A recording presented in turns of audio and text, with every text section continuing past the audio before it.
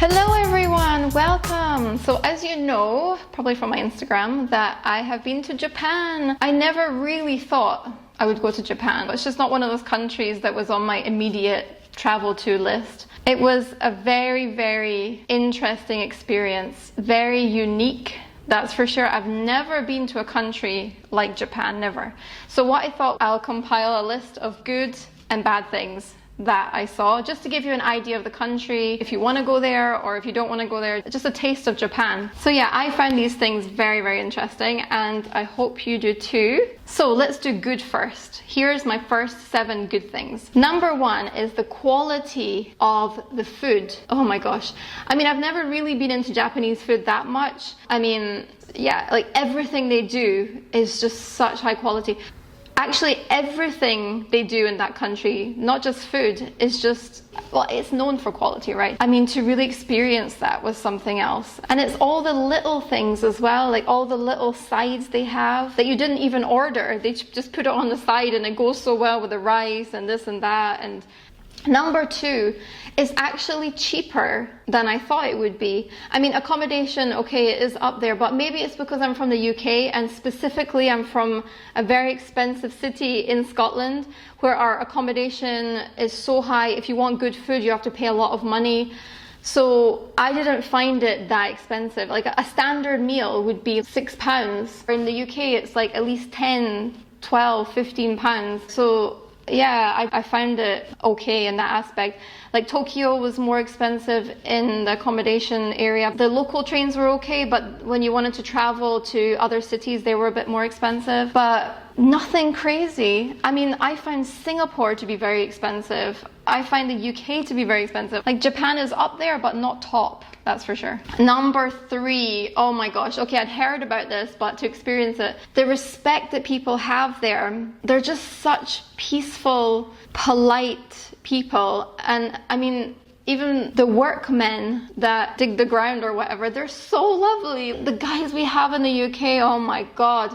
They're spitting, they're shouting at women, they're making jokes, like really bad, horrible, sexist jokes. It's nothing like that in Japan. When we were in the train, the conductor, when he'd come into the cabin, he would bow, and when he was leaving, he would bow as well. I mean, when you go to a restaurant, they would bow, and I thought it was a bit much to bow so much, but it wasn't just that, it's their demeanor, it's just, there's just respect. I love respect, and we just don't have that in the UK. We really don't. There's just such disrespect in this whole YOLO kind of lifestyle. But yeah, that was one of my favorite things to be around, you know. Number 4, they pay attention to detail in such a beautiful way. I mean, they go that extra distance. Yeah, they really think of everything. Everything. Look! Oh my God! Whoa! That was amazing. Oh my God, there's just so many things. I was just like, wow. And I've seen some people, when they're talking about Japan, that even when they've been there for years and years, they still learn so much about it. You have to observe them. Yeah, it's so interesting. I mean, I just want to keep saying interesting and unique because it's mind-blowing. Number 5 is the toilets. Now, when I talk about paying attention to detail, wow, they have thought of everything. Okay, first of all, you will notice when you sit down, the toilet seat is warm and you can control the temperature of how warm it is. So with this toilet that's inside my hotel room, usually it's not in English, and it's more simple than the others as well, less buttons, but seat temperature, oh God, to sit on a warm seat is amazing. Spray strength. It's so nice, especially we were there in spring, so it's still a little bit colder. So when you sit down, it's just so lovely, I can't explain.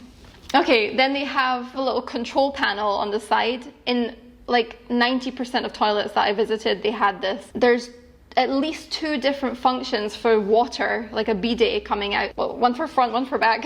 You can control the strength as well of that. Some toilets are way more advanced than others, but most of them just have this as standard. And then some of them dry your butt as well, like they actually dry it. Oh yeah, a lot of them have music sounds.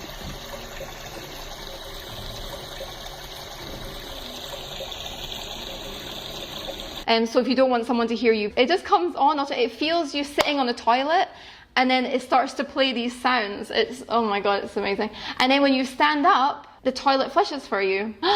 What else? There's always like a sanitizer to clean the actual toilet.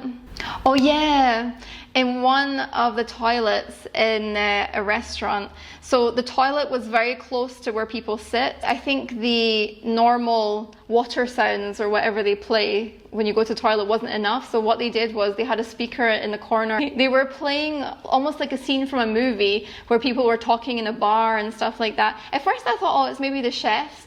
But I really listened to it and I thought, wait a minute, these are actors. It was so funny. Everything is so different, like everywhere, every place is so different, but it's the same kind of fascinating experience. Okay, sticking with toilets, number 6. Toilets are everywhere. They're in the underground, just in every street corner, like they're everywhere. And they're actually, there was only one toilet I experienced that wasn't very clean. The rest of them were really nice. Just a side note with the undergrounds, they are incredible. I mean, they're like shopping malls. By the way, look at their stations. Aren't they nice? I see Mochi over there. It's so different to when you go to London. The subway is so dirty and just such a contrast, really. My gosh. Number 7, they have their own version of 80s music. In a lot of places, you're suddenly like, oh, I recognize that song, or do I? They love to create a nice ambience. That's what you have to remember in Japan, that they like everything to be beautiful and cute and pretty and delicate. So when you're walking through wherever, hallways, subways, museums, whatever, they're always trying to create an ambience. They always have lovely music. If they're not playing this Japanese tranquil music, then they're playing this 80s music that they've just decided to make a copy of their own and sing it themselves. And it's actually quite comforting for me because I've been away for a little while, so it's nice to have some home comfort. It's like, oh yeah, nice old music to listen to. So that was kind of nice. All right, okay, I could mention so much more, but I'm going to quickly go on to the bad things. And then I will, as I say, I will elaborate on a lot of things in other videos. All right, see you later, bye.